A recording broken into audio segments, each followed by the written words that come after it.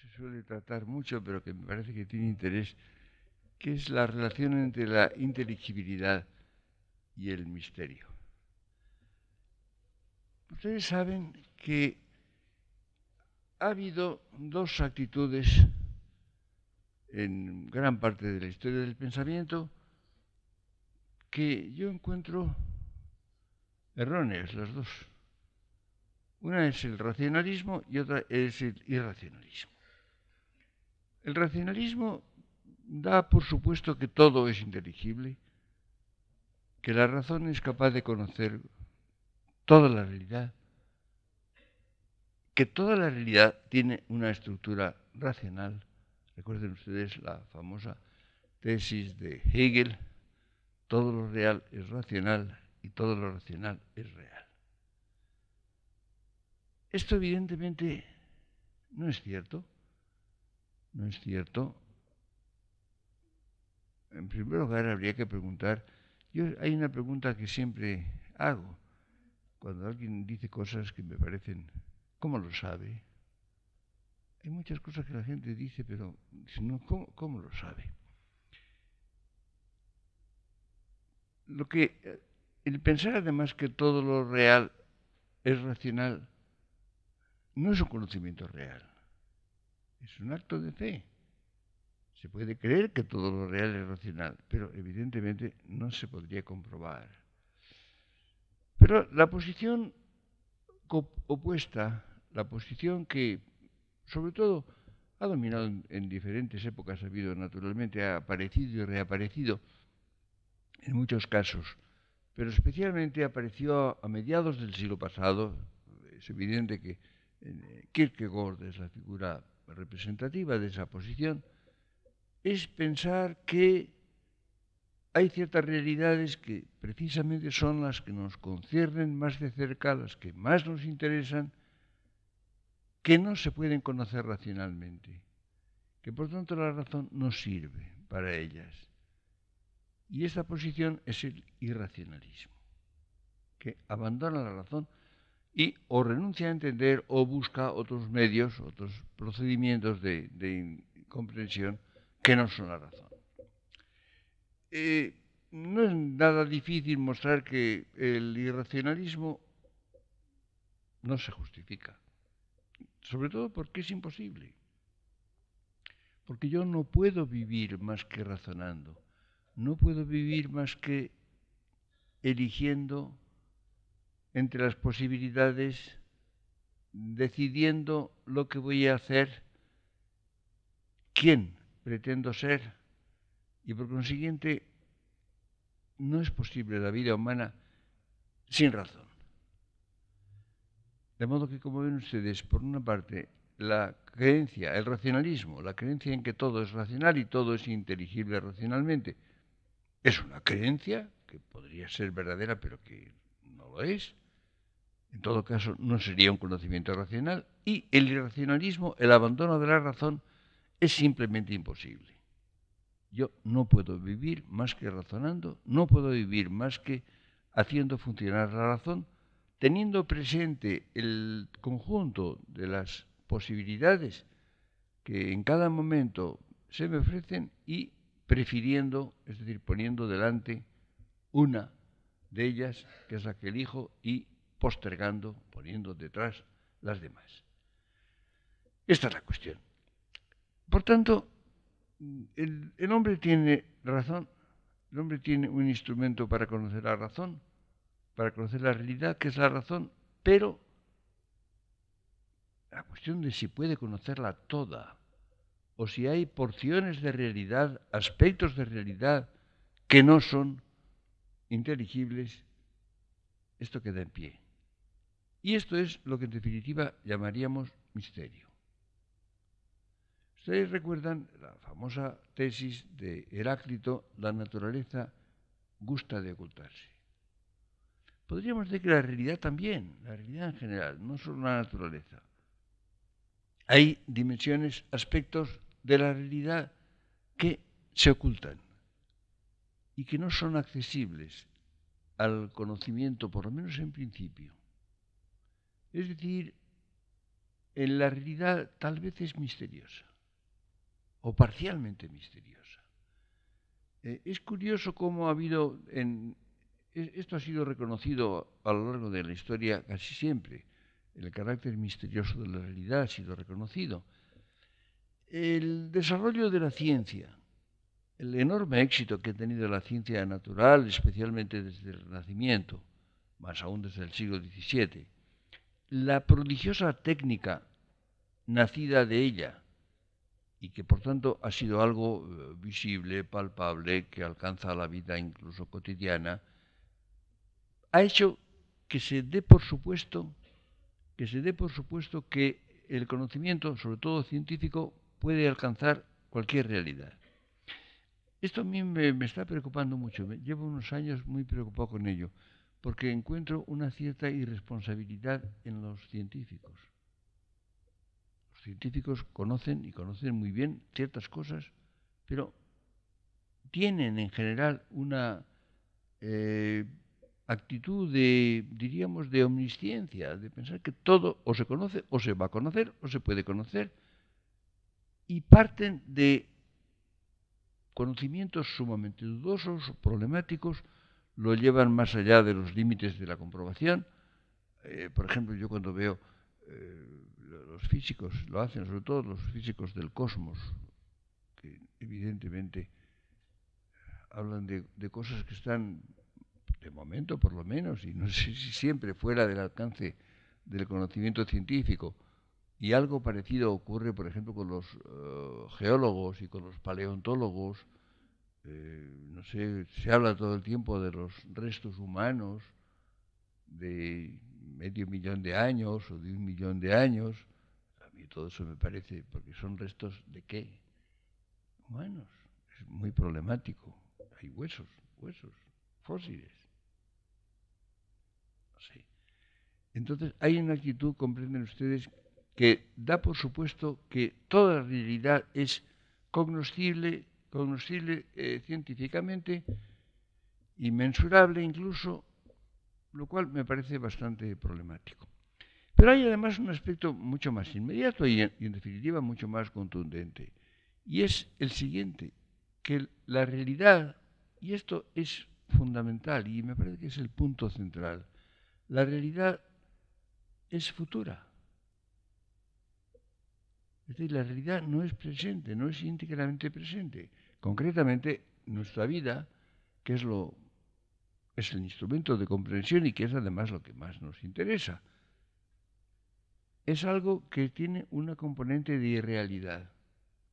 El hombre vive proyectado hacia el futuro. El futuro no es. El futuro será, pero no es. No pertenece al presente. Pero ni siquiera podemos decir futuro, porque es inseguro. Cuando hablamos de algo no sabemos si será. Tal vez no. No olviden ustedes que yo he introducido hace ya muchos años, pero en fin, comparado con los millones de años que se suponen a la humanidad, muy poco tiempo.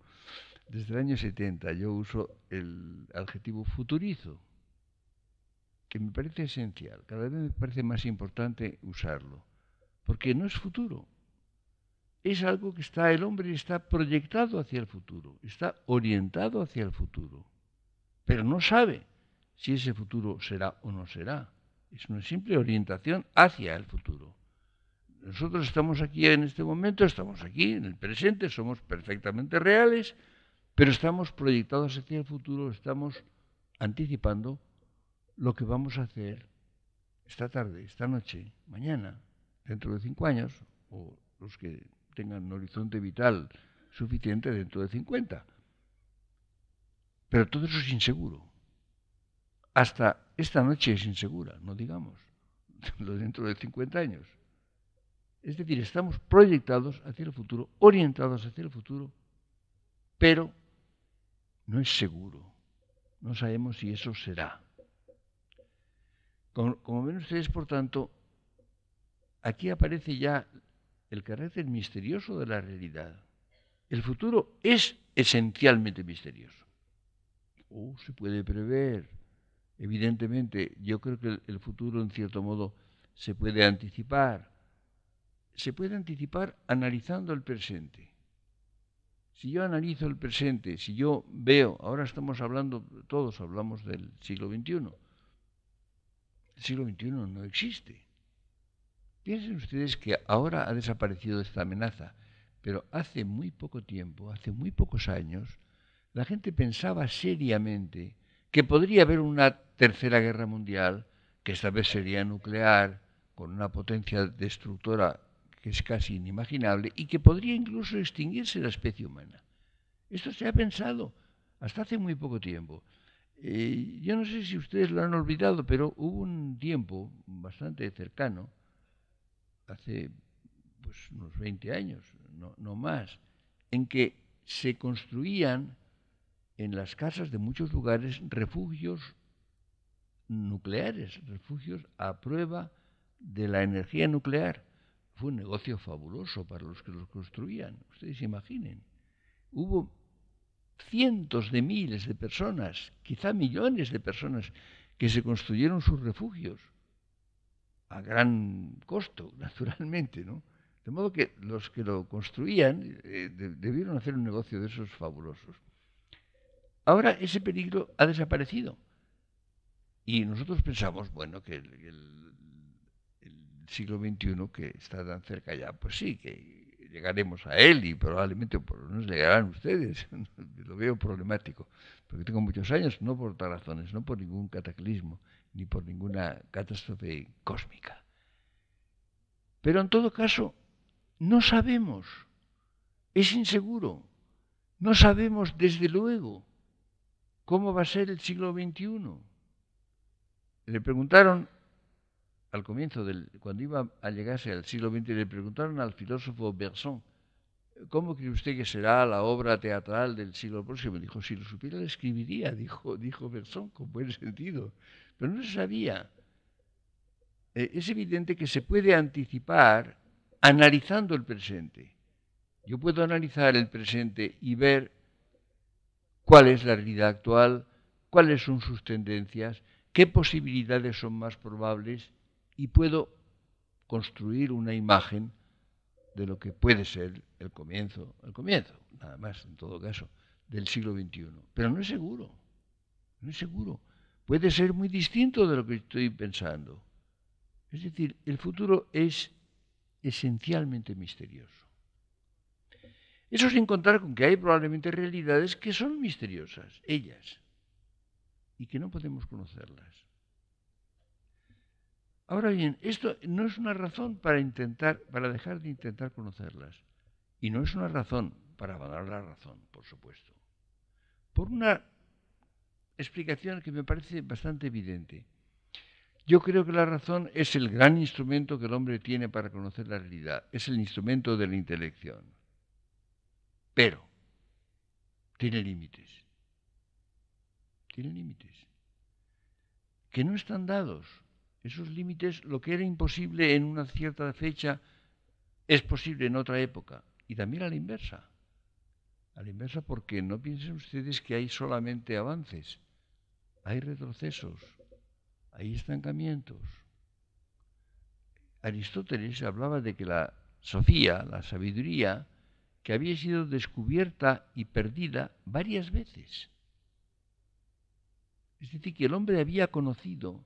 Es curioso hasta qué punto la mentalidad progresista que se instaló en Europa en el siglo XVIII y dominó íntegramente el siglo XIX, ha eludido pensar en la posibilidad de retrocesos, de regresiones o simplemente de estancamiento. Hay un supuesto que se admite como algo obvio en nuestra época. Es que cuando se ve algo que es inferior, se cree que es primitivo, que es algo muy antiguo. Puede ocurrir que no. Ustedes ven, por ejemplo, se ve una cierta forma de humanidad que es sumamente inferior a otras. Será, por supuesto, que es muy antigua, que es primitiva. Puede ocurrir lo contrario. puede ocurrir que después de un desarrollo mayor haya habido un retroceso o un estancamiento. Esto en general no se cuenta con ello. Es decir, tenemos el instrumento de la razón y esa razón tiene límites. Límites que no están dados, que se pueden naturalmente modificar, que se pueden ganar, y de hecho se ha ganado enormemente en muchos aspectos, y se pueden perder. Hay posibilidades intelectuales, posibilidades de intelección que se han perdido, o que han tenido oscurecimientos o eclipses, que se podrán recuperar, pero habrá que recuperarlas. El problema está en lo siguiente: hay que usar la razón para intentar la intelección, para intentar comprender las cosas. Dirán ustedes, bueno, ¿y entonces el misterio? El misterio. El misterio hay que conocer que es misterioso. Se puede acotar el misterio. Se puede descubrir que hay algo misterioso. Acabamos de hablar del futuro como tal, que es quizá la pieza capital. Podemos determinar qué es misterioso. Lo mismo que decimos en las tinieblas, si yo abro los ojos por la noche en una habitación totalmente oscura, no veo. Sí veo. Veo que no se ve. Esta es la fórmula. Hay un acto de visión. Si yo estoy con los ojos cerrados, no hay acto de visión. No veo nada. No veo. Pero si yo abro los ojos a una habitación totalmente oscura, veo. Ejecuto un acto de visión que no tiene objeto. Veo que no se ve. Pues bien, yo entiendo cosas, diversas cosas, muchas cosas. Pero a veces entiendo que no se entiende. Entiendo que algo no lo entiendo. Hay un acto de intelección que consiste precisamente en acotar una zona de realidad o un aspecto de la realidad que no entiendo. Pues bien, frente al misterio hay que acotarlo, hay que determinarlo, hay que ver qué es misterioso. Entiendo claramente que es misterioso. Entiendo claramente que no lo entiendo. Y no digo que no lo puedo entender, porque eso está abierto. Justamente, si yo dijera que no se puede entender, haría un abuso de mi capacidad intelectiva y daría por supuesto que esa imposibilidad actual, momentánea o con mis recursos, es definitiva, permanente y absoluta. Tampoco lo es. Y entonces yo puedo naturalmente localizar, diríamos, el misterio. Y algo más, puedo preguntarme por qué es misterioso. Algo es misterioso, sí, pero veo que es misterioso, no puedo ejecutar una intelección positiva de ello, así, pero puedo ver qué límites tiene, puedo rodear el misterio y encontrar aquí una zona misteriosa que no puedo penetrar, y además puedo preguntarme y contestar por qué es misterioso. Como ven ustedes, por tanto, yo creo que la racionalidad, la verdadera racionalidad, no puede ser racionalista, ni por supuesto irracionalista. El instrumento que tenemos para conocer es la razón. Esa razón explora la realidad, lo conoce hasta cierto punto, encuentra límites, encuentra obstáculos, encuentra barreras, analiza las razones por las cuales algo es misterioso. Ustedes piensen, por ejemplo, hablamos de la vida humana, que es evidentemente el órgano de la comprensión. Yo entiendo algo cuando lo hago funcionar dentro de mi vida. Es la vida la que da la razón de la realidad. Cuando una realidad no tiene un puesto en mi vida, cuando no puedo alojarla en ella, no la entiendo. Lo cual no quiere decir que sea particularmente misteriosa ella, sino que simplemente no encuentro una función en mi vida. He puesto a veces el ejemplo trivialísimo de este aparato que tengo delante, que Platón, que era muy inteligente, no hubiera entendido. No sabía que era esto, porque no conocía, no sabía que era un micrófono, no entendía la función vital de hacer que mi voz se multiplique y llegue fácilmente a ustedes. Es decir, no lo entendería, porque no tenía una función dentro de su vida.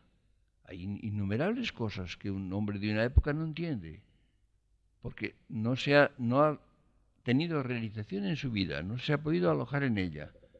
Esto naturalmente permite una dilatación que es fabulosa. Ustedes piensen, cuando se habla el hombre actual, evidentemente que vive en un mundo de una inmensa complejidad, sobre todo una complejidad técnica, que dispone de recursos que multiplican sus facultades naturales, físicas o psíquicas, del modo más extraordinario. Es evidente, por ejemplo, que si se compara la vida de un hombre actual de un país avanzado con el hombre primitivo o con los primitivos que viven todavía, hay pueblos que viven en condiciones primitivas, la distancia es inmensa.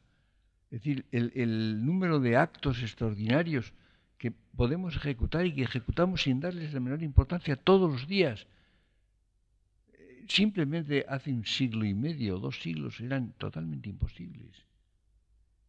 Ustedes piensen, si ustedes se molestan en pensar desde la mañana a la noche los actos que ustedes ejecutan, que eran imposibles hace muy poco tiempo, desde encender las luces o tener estos aparatos o ir en coche o en avión o ver la televisión o hablar por teléfono o yo qué sé, es inagotable.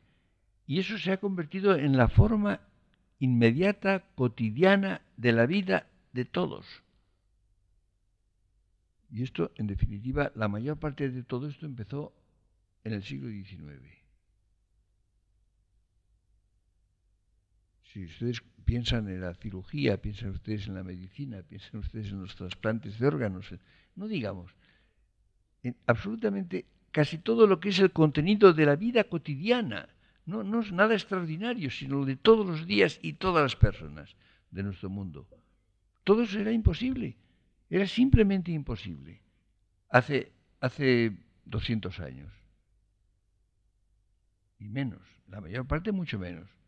Y si ustedes toman, por ejemplo, 1900, comparan con el año en que estamos, el crecimiento de las posibilidades es absolutamente extraordinario. ¿Es que vamos a negar la condición humana a los hombres anteriores a 1800? No tiene sentido. La vida humana es vida humana con unos atributos determinados, con unos requisitos, con unas posibilidades en cualquier época, en cualquier país, en cualquier situación. Hay una estructura, justamente la estructura personal de la vida humana. Los hombres somos personas distintos de toda realidad, diferente de los hombres, absolutamente. No se confunde nada, no hay nada en el mundo. Piensen ustedes en esto que me da mucho que pensar siempre. No hay nada actual, nada existente que no sea o humano o no humano. No hay términos intermedios. Lo cual creo que los paleontólogos lo debían pensar un poco seriamente, ¿no? ¿Por qué no?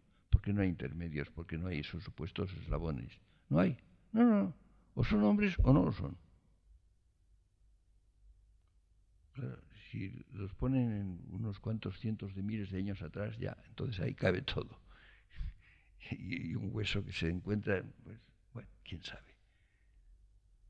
Ven ustedes, por tanto, cómo el problema de la intelección exige usar la razón hasta donde es posible, pero con la conciencia de que tiene límites, de que no se puede en cualquier momento rebasar ciertos límites que cambian, que no están dados de una vez para todas. Esta es la cuestión. Y pienso, por ejemplo, si tomamos la vida humana en su conjunto, encontramos que está proyectada hacia el futuro, que el futuro es inseguro, que no sabemos cuándo terminará nuestra vida. Por lo pronto, es clarísimo que nosotros La fórmula latina mors certa, hora incerta, la muerte es segura, la hora es incierta, es fundamental. No sabemos cuándo va a terminar nuestra vida y no sabemos qué pasa después. Ante esto, precisamente, hay una parte de la humanidad, y en diferentes épocas, que ha dado por supuesto, y se ha vivido en esa creencia en muchas partes del mundo y durante mucho tiempo, de que después de esta vida hay otra vida. Lo cual no quita el misterio, porque hay que preguntarse ¿y cuál? ¿Y cómo? ¿Y de qué manera? Y en cada caso, la de cada uno. Como ven ustedes, por tanto, una creencia intelectual o religiosa, por sólida que sea, no significa la abolición del misterio. El carácter misterioso aparece. Hay una posición que es decir, no misterio, es que no hay nada. Cuando la vida termina, termina todo. Ahí hay que preguntar una vez cómo lo sabe. Es decir, es dar por supuesto algo que es absolutamente desconocido, absolutamente misterioso también. Creo que más todavía, más misterioso, más increíble. Pero en todo caso, como ven ustedes, por tanto, se tropieza con el contenido misterioso de la realidad, de muchas realidades. Ustedes piensen, por ejemplo, cómo ahora la ciencia está tratando de hacer una serie de averiguaciones, muchas de ellas con éxito, otras simplemente probables, acerca de, por ejemplo, de la genética, de las posibilidades de la herencia, de lo que se llama el programa que tiene cada organismo. Evidentemente todo eso es fundamentalmente inseguro. Se puede avanzar, se puede llegar a un conocimiento mayor, puede haber errores, se puede fracasar en ello. Pero en todo caso, ustedes piensen de qué procede esa realidad que es cada uno de nosotros. ¿Es algo determinado genéticamente? Es muy improbable. ¿Hay algún elemento? Sí, claro, no faltaba más. Hay evidentemente factores hereditarios, hay genes que se transmiten, hay razas que son distintas, que tienen una cierta configuración humana diferente unas de otras, que cambia además con la historia. Yo digo siempre que la raza, el concepto de raza, si no se es racista, si no se trata de ser razonable, es biología historizada. Es evidente, por ejemplo, que un pueblo que tiene un carácter étnico que puede incluso no haber variado, puede ser incluso una comunidad que viva en relativo aislamiento y por tanto que genéticamente se mantenga una continuidad. Evidente puede ser un pueblo primitivo, brutal, tosco o genial, creador en unas épocas y en las otras épocas algo completamente distinto, sin que haya necesidad de que haya una variación étnica. Esto me parece que es enormemente importante. Entonces, como ven ustedes, la actitud normal, la actitud que parece justificada, es presentar la realidad como algo racional en gran parte, que se puede conocer, sobre lo cual incluso caben innumerables seguridades. Es curioso el olvido en que se ha caído, la desatención a la evidencia. En mi último libro hablo de esto con bastante intensidad y hablo de lo que llamo la conceptualización de la evidencia. Es decir, normalmente el pensamiento de nuestra época y de muchas épocas ha partido de ciertos conceptos que ha tratado de aplicar a la realidad. Se podría seguir el camino contrario. Hay evidencias, hay cosas que vemos con evidencia, que son absolutamente indubitables, para las cuales hay que buscar conceptos adecuados. Bien, el ejemplo máximo es el que uso precisamente en este libro, para tratar de la persona. Somos personas y tenemos evidencia de la condición personal. normalmente se han aplicado conceptos que se derivan de la naturaleza, de las cosas naturales, para entender la persona. Son conceptos inadecuados con los cuales se fracasa siempre. Lo que hace falta es, naturalmente, partir de la evidencia y conceptuarla. Buscar los conceptos y las categorías adecuados para conceptualizar esa realidad que es evidente. Si los conceptos no sirven, los conceptos habituales no sirven, se rechaza esa evidencia que se posee perfectamente. La evidencia no basta y uno quiere conceptualizarla y poder expresarla en conceptos transmisibles. Como ven ustedes, habría un cambio capital. Ustedes piensen, por ejemplo, en el final de la vida humana, el planteamiento del horizonte de la vida humana. ¿Qué ocurre con ella? Ahí estamos en pleno misterio. Pero ese misterio es simplemente algo no inteligible. No se puede formular, no se puede acotar, no se puede determinar por qué es misterioso, en qué consiste la misteriosidad. No se puede partir de lo que sea evidente y tratar de ver hasta qué punto eso puede ser inteligible o se puede avanzar con la inteligibilidad. No podemos preguntarnos qué quiere decir entender en cada caso y en cada aspecto. Como ven ustedes, es una cuestión absolutamente decisiva. Es evidente que hay una tendencia que es en cierto modo contradictoria en la época actual. Por una parte hay, diríamos, como una especie de confianza en la plena inteligibilidad científica principalmente y técnica, para la cual no se reconocen límites. Por otra parte, se abandona todo intento de penetrar en los aspectos, en las zonas, en las dimensiones misteriosas de la realidad. Y esto, la posición que se está extendiendo, que se está difundiendo, que se está dominando, es simplemente cerrar los ojos. Les decía a ustedes antes, cuando yo abro los ojos a la oscuridad, no es que no vea, es que veo que no se ve. Es decir, reconozco la tiniebla como tal. Pues bien, precisamente ahora se hace un poco lo contrario.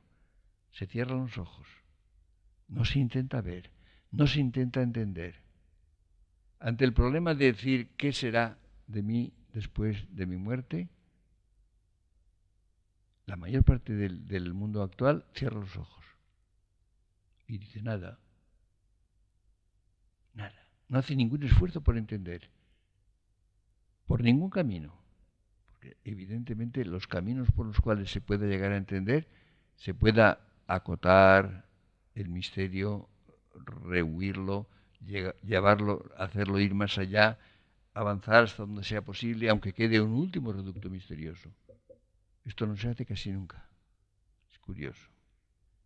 Incluso es también sorprendente que incluso cuando se trata de vías que no son primariamente intelectuales, aunque pueden ser razonables, o por ejemplo la creencia religiosa, la mayor parte de la gente, en todo caso, lo acepta de un modo mecánico o convencional.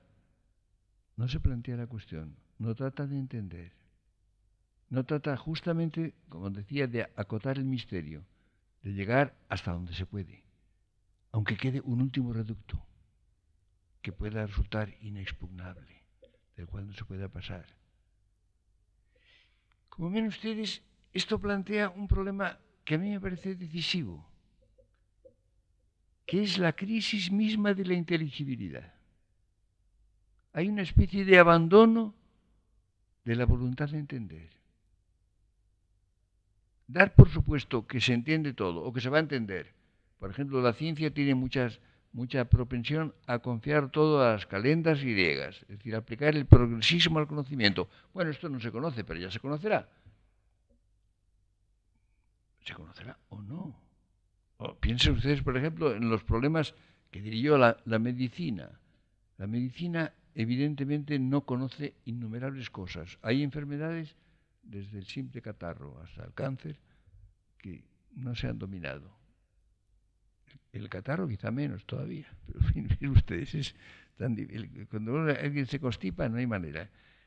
Ya decían que un tratado con antibióticos, el catarro dura 7 días, sin antibióticos una semana.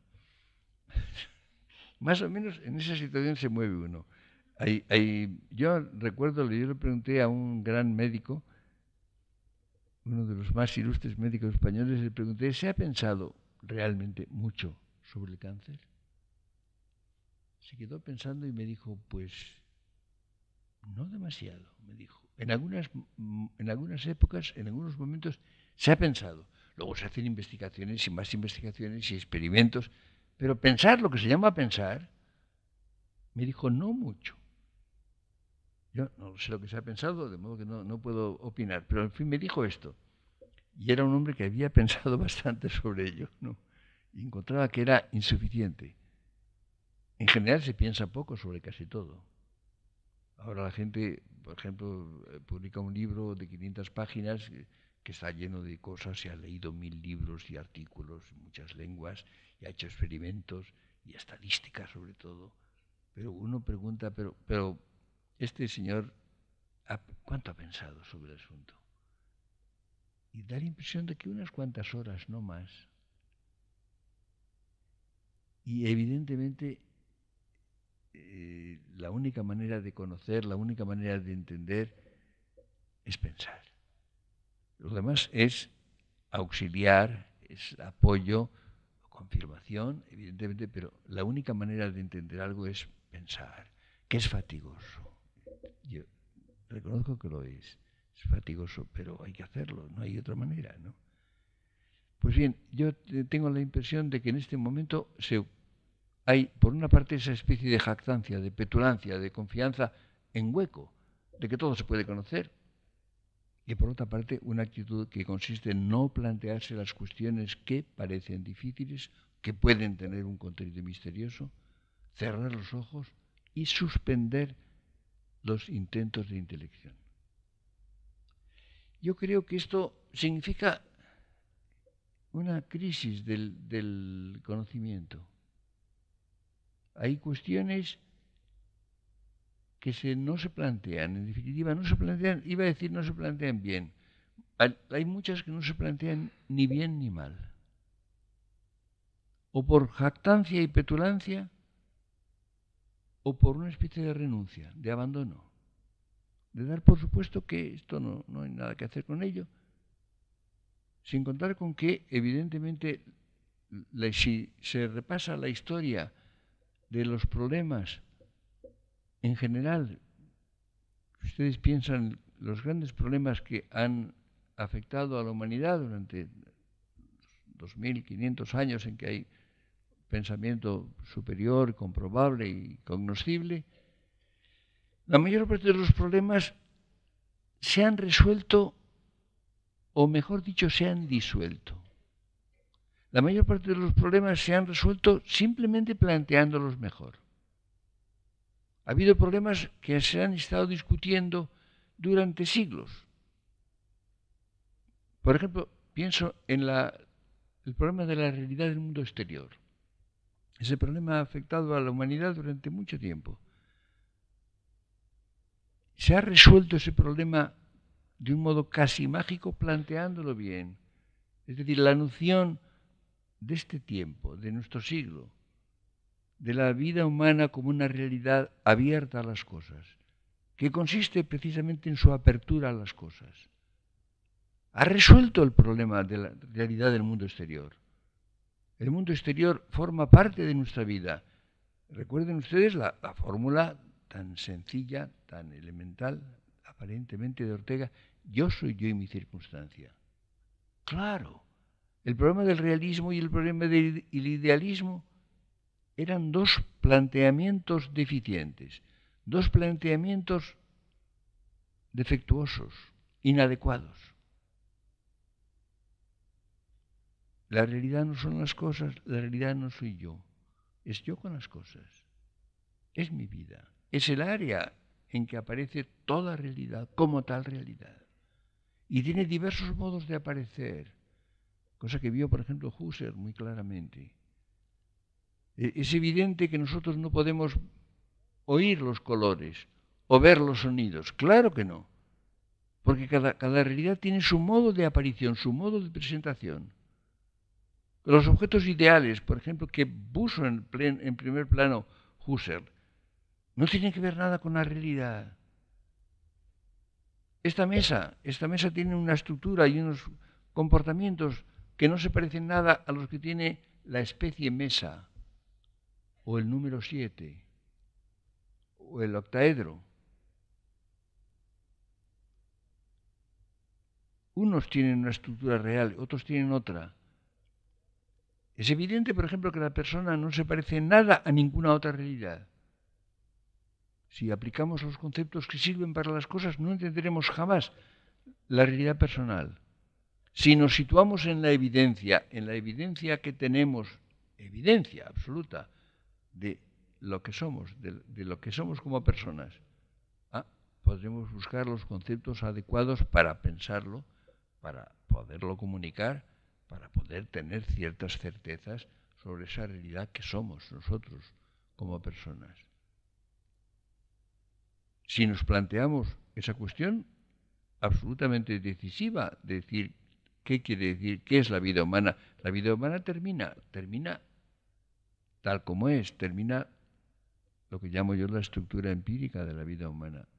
¿Es posible con otra estructura empírica? Hay que plantearse la cuestión. Hay que ver cómo podría ser. ¿Qué querría decir? Sabemos qué es vida humana, sabemos cuáles son los atributos, los requisitos de la vida humana como tal. ¿Podría existir en otra circunstancia radicalmente distinta?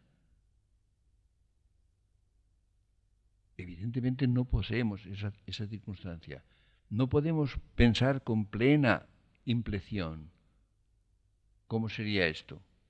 Pero podemos imaginar con un núcleo últimamente misterioso, como es natural, cómo podría ser en circunstancias radicalmente diferentes de las actuales. Y entonces podríamos construir un modelo mental de una vida después de la muerte inteligible, insegura, con un núcleo de misterio, precisamente. Esto se puede hacer. Esto está al alcance de cualquiera que piense. Es evidente que si renunciamos a todo esfuerzo, si renunciamos a intentar precisamente acotar, delimitar la misteriosidad de lo misterioso, entonces nos quedamos a oscuras, totalmente a oscuras. Ahora entonces, esto refluye sobre la vida en conjunto. Ustedes piensen lo siguiente. El hombre tiene y el hombre busca certezas, busca innumerables certezas, y las tiene, las posee. El hombre actual sabe innumerables cosas. Se pueden llenar inmensas enciclopedias con lo que el hombre sabe. Lo que no sabe es qué le va a pasar. Sabe que dentro de un cierto tiempo, más o menos largo, morirá. Y sobre esto no sabe. Entonces, a última hora, todo lo demás resulta bastante inútil, ¿no? Porque lo que habría que saber fundamentalmente es qué va a ser de mí. Si no lo sé, todo lo demás. Yo he dicho muchas veces que si la vida termina, nada tiene importancia, porque dejará de tenerla. Entonces es cuestión de esperar. Esto es evidente. Es decir, no, si el hombre se aniquila el día de su muerte, pues evidentemente, por mucha vida que podamos tener, o dentro de 100 años, evidentemente, nada tendrá importancia. Entonces, pues es cuestión de esperar. Nada tiene entonces verdadera importancia. Pero si pasa lo contrario, si dentro de 100 años o dentro de 1000 años seguimos viviendo, entonces hay cosas que nos van a importar siempre. Es la condición de que algo tenga verdadera importancia. Dirán ustedes, pero no podemos estar seguros. No, no podemos estar seguros. Racionalmente no. Y no solo racionalmente, porque una persona que tenga la más sólida fe en la perduración después de la muerte, no sabe qué va a ser de él, naturalmente. Puede ir a un lugar o otro, y no sabemos cómo será, no sabemos cómo será eso. Se puede imaginar, pero con un contenido misterioso. No podemos tener certeza de cómo será. La persona más convencida de que seguirá viviendo para siempre no sabe cómo será. Cómo será él, cómo serán los demás, si los va a encontrar o no, cómo va a vivir, qué tipo de vida puede esperar, etc. Es decir, el contenido misterioso persiste, pero puede quedar acotado, limitado. Se puede luchar por penetrarlo hasta donde sea posible. Es decir, el problema está en usar ese instrumento que tenemos y que llamamos razón, utilizarlo plenamente y hasta el final. Pero hay una creencia muy curiosa que a mí me sorprende siempre. Y es lo siguiente, todo el mundo comprende que la astrofísica es algo muy complicado, complicadísimo, ¿no? Y que el conocimiento del átomo, que es la realidad muy pequeña, también es complicadísima. El átomo se suponía que era, es lo que la palabra dice, que es indivisible, es insecable, que no se puede cortar, y hay dentro del átomo partículas y más partículas, y cada vez se descubren más, y el código genético es de una enorme complicación también, y todo eso parece normal y parece justo, y es así. Lo único que tiene que ser sencillo es la vida humana. Eso no puede ser complicado. Eso tiene que ser algo elemental, al alcance de cualquiera, que no requiera pensamiento ninguno. Yo pienso más o menos lo contrario. Pienso que la vida humana, que es la realidad superior que conocemos, la persona humana, es justamente lo más complejo, lo más rico, lo que requiere más pensamiento, lo que evidentemente si queremos penetrarlo y conocerlo y entenderlo, en alguna medida requiere echar el resto, requiere usar nuestra razón hasta el límite. Y sin poner límites, sino siguiendo siempre avanzando cada vez más. Como ven ustedes, por tanto, es curioso si ustedes comparan, y esto es lo que la lectura de los autores clásicos nos lo enseña muchas veces. Si ustedes leen un libro actual, en el 90% de los casos es de una elementalidad racional aterradora. Si ustedes leen a un gran clásico del pensamiento de una época anterior, en general ven ustedes que planteaba los problemas capitales y que hacía esfuerzos intelectuales extraordinarios